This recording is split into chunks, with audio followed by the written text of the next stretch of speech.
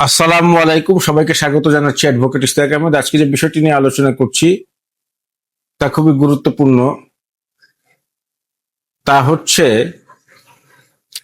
দেওয়ানি মামলা আমরা যারা পরিচালনা করে থাকি বা দেওয়ানি মামলার সাথে যে সকল আইনজীবী জড়িত আছেন বা নতুন আইনজীবী যারা দেওয়ানি মামলা পরিচালনা করতেছেন তাদের ক্ষেত্রে একটি গুরুত্বপূর্ণ শব্দ হচ্ছে ইম্পাউন্ড বা ইম্পাউন্ড ডকুমেন্টস।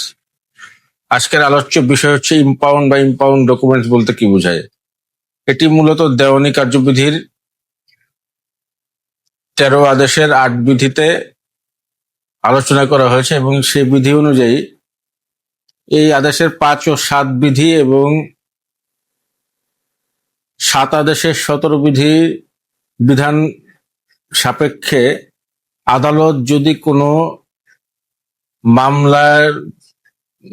মামলায় জমা দেওয়া কোনো কাগজ বা বইপত্র মামলার প্রয়োজনে একটি নির্দিষ্ট সময়ের জন্য শর্ত সাপেক্ষে বা শর্ত ছাড়া আটক রাখার আদেশ দেন, সেটিকেই ইম্পাউন্ড বলা হয় এবং সেই আটককৃত ডকুমেন্টকে ইম্পাউন্ড ডকুমেন্টস বলা হয়। আর ইম্পাউন্ড ডকুমেন্টস আদালতের নির্দেশে আদালতের কোনো কর্মচারীর জিম্মায় রাখা হয়।